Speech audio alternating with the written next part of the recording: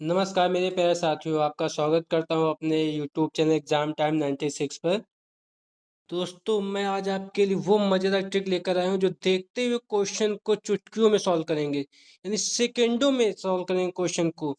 हाँ दोस्तों, मैं आपके लिए मज़ेदार ट्रिक लेकर आया हूँ। चलिए देखते हैं, क्वेश्चन को स्टार्ट करते हैं। जैसे आपको क्वेश्चन यहाँ पे दिया हुआ है, 7+2√10 का वर्गमूल है। तो अब अगर इसको ऐसे सॉल्व करोगे, बुक की इस मेथड से सॉल्व करोगे, तो आपका क्वेश्चन बहुत टाइम लगाएगा। तो इसको हम ट्रिक से यूज करते हैं। तो ट्रिक्स स्टार्ट करने से पहले दोस्तों, अगर आपको ट्रिक पसंद आए तो चैनल को लाइक करना, सब्सक्राइब करना और शेयर करना। चलिए स्टार्ट करते हैं। जैसे आपको क्वेश्चन यहाँ पे गिवन है, 7+2√10 दिया है।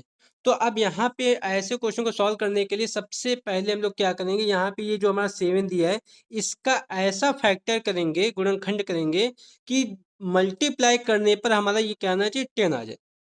तो ऐसा कौन कौन फैक्टर हो जाएगा, 5 और 2 हो जाएगा। 5 और 2 होने के बाद में अब देखो इनका, और ऐड करने पर हमारा क्या आना चाहिए, 7 आना चाहिए। पहला पॉइंट क्या है कि ऐसा फैक्टर करेंगे कि मल्टीप्लाई करने पर हमारा क्या आना चाहिए, जो रूट के अंदर होनी चाहिए वो वैल्यू आनी चाहिए, और जो ऐड कर रहे हैं 7 वो आना चाहिए। तो अब यहाँ पे देखो, अगर 5 और प्लस को हम अगर ऐड करते हैं तो हमारा क्या आ जाएगा, 7 आ जाएगा। और अगर इसी का आपस में मल्टीप्लाई करेंगे तो हमारा क्या आ जाएगा, हमारा 10 आ जाएगा। ठीक है। तो अब यहाँ पे क्वेश्चन हो गया, आपका आंसर यहाँ पे आ गया। अब क्या आंसर आए तो देखो क्या आएगा, 2 को हम लिख लेंगे और 5 को लिख लेंगे। और यहाँ पे देखते हैं जो क्वेश्चन में जो साइन यानी दिया होगा हमारे पास, अगर प्लस दिया है तो प्लस लगाएंगे, अगर माइनस दिया है तो माइनस लगाएंगे। तो यहाँ पे प्लस दिया है तो हमने प्लस लगा दिया। अब इसके बाद में क्या करेंगे, इन दोनों क्वेश्चनों के यानी इन दोनों के ऊपर हम क्या कर देंगे, रूट का साइन लगा देंगे। हाँ, यही दोस्तों हमारा आंसर हो जाएगा। ठीक। इसी तरीके से आपको नेक्स्ट सेकंड टाइप का क्वेश्चन आएगा, जो कि आपके एग्जाम में बहुत पूछा जाता है। सेकंड टाइप का क्वेश्चन है कि √72 + √72 + √72 इनफाइनाइट तक के जाएगा। दोस्तों, ऐसे क्वेश्चन को सॉल्व करने के लिए भी हम चुटकियों में ऐसे क्वेश्चन को देखते ही सॉल्व करेंगे। यहाँ पे देखते हुए हम बता देंगे इसका आंसर क्या होगा, 9 होगा। अब कैसे होगा, चलिए जानते हैं कैसे होगा। जो रूट के अंदर हमारे पास गिवन वैल्यू होती है उसको हम लिखेंगे, और उसका ऐसा फैक्टर करेंगे, गुणनखंड करेंगे कि मल्टीप्लाई करने पर 72 आना चाहिए, लेकिन उसका जो डिफरेंस होना चाहिए वो होना चाहिए 1 होना चाहिए। तो यहाँ पे हमने ले लिया 9 और 8 लिए। अब इनका अगर मल्टीप्लाई करेंगे तो हमारा क्या आएगा, 72 आ जाएगा, और इनका डिफरेंस क्या आएगा, 1 होगा। अब सेकंड काम क्या करेंगे, यहाँ पे देखेंगे साइन कौन सा लगा हुआ है। यहाँ पे देख रहे हैं प्लस का साइन लगा हुआ है, तो यहाँ पे प्लस का साइन लगा हुआ है। तो यहाँ पर आपका देखते हुए आंसर हो गया। यहाँ पे क्या रहेगा कि अगर आपका नोट हम बताते हैं आपको, अगर प्लस लगा हुआ है तो हमारी बड़ी वैल्यू आंसर हो जाएगी। ठीक है, प्लस लगाया तो बड़ी वैल्यू आंसर हो जाएगी। और अगर ऐसे ही क्वेश्चन आ जाता है, जैसे क्वेश्चन आपका नेगेटिव में आ जाए तो माइनस लगा हो जाएगा, तो हमारी क्या हो जाएगी, छोटी वैल्यू आंसर हो जाएगी। तो यहाँ पे जो हमारा आंसर हो जाएगा 9 आंसर हो जाएगा, जो कि हमारा क्या है, बड़ी वैल्यू है। तो यहाँ पे हमारा करेक्ट आंसर क्या हो जाएगा, सी हो जाएगा। तो नेक्स्ट क्वेश्चन आपके लिए एक रहेगा क्वेश्चन, ये आपके लिए इसमें देखो क्या है कि सेम एज इट क्वेश्चन है, यहाँ तक इनफाइनाइट तक जा रहा है, और यहाँ पे अभी तक क्या हमने पढ़ा था, प्लस था, अब यहाँ पे क्या है, माइनस है। तो यहाँ 42 का हम ऐसा फैक्टर करेंगे कि मल्टीप्लाई करने पे 42 आ जाना चाहिए, और सब्ट्रैक्ट करने पे क्या आना चाहिए, 1 आना चाहिए। हाँ, फिर से ध्यान से सुनना, जो हमने कहा कि मल्टीप्लाई करने पर 42 वही नंबर आ जाना चाहिए जो रूट के अंदर दिया है, और जो सब्ट्रैक्ट करेंगे तो क्या होना चाहिए, 1 आना चाहिए। ऐसे गुणनखंड करेंगे। तो इसका गुणनखंड क्या हो जाएगा, 7 और 6 होगा।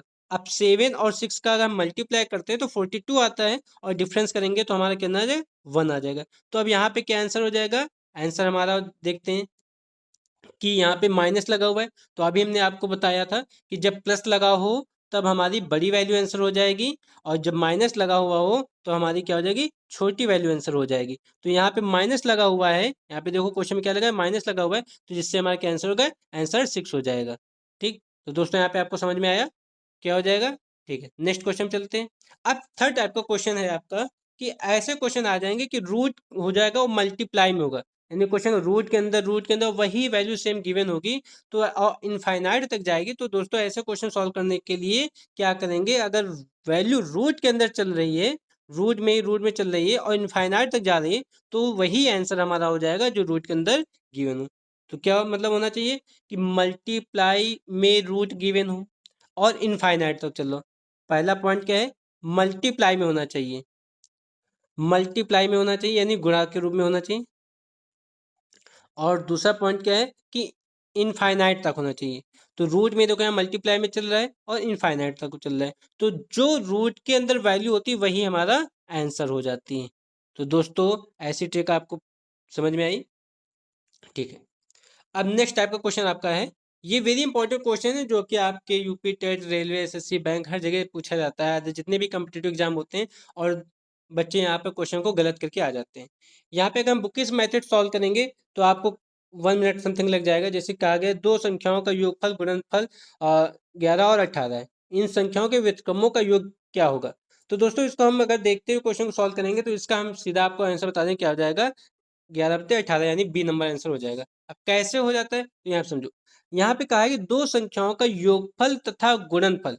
तो हमने लिया योगफल, हमने ले लिया क्या लिया 11 लिया, और गुणनफल क्या ले लिया 18 ले लिया।